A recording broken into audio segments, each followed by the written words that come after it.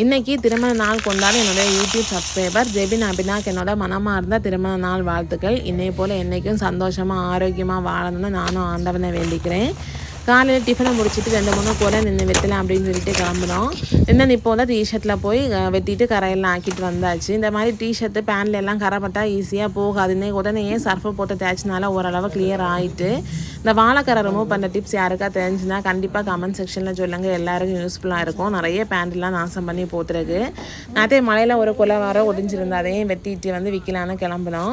இந்த நல்லா 2-3 நாள் நல்லா மழை பெஞ்சிட்டு இருக்கு பார்த்தீங்களா. இந்த டைமில் வந்து விதைகள் ஏதாவது போட்டால் நல்லா முளைச்சிரும்னு சொல்லிட்டு கொஞ்சம் விதைகள் எல்லாம் எடுத்துகிட்டு போனோம். காயெல்லாம் வாங்கும்போது விதைகள் இருந்தால் கலெக்ட் பண்ணி வச்சுப்போம். ரம்புட்டான், முந்திரி, பாக்கா, புடலங்கான கொஞ்சம் விதைகள் இருந்து எல்லாத்தையும் அங்கங்கேயே போட்டாச்சு. மழைக்கு வருதா என்னன்னு பார்ப்போம். கொலையை வண்டியில் ஏற்றிட்டு விற்க கிளம்பிட்டு இப்போல்லாம் பக்கத்தில் உள்ள ஒரு பழக்கடையில் தான் கொடுக்குற. இந்த மாதிரி ரேட்டும் கொஞ்சம் பரவாயில்ல. காலையில் சாம்பார் சாதம் தான் வச்சுட்டு போனதுனால வந்ததும் சாப்பாடாக முடிச்சு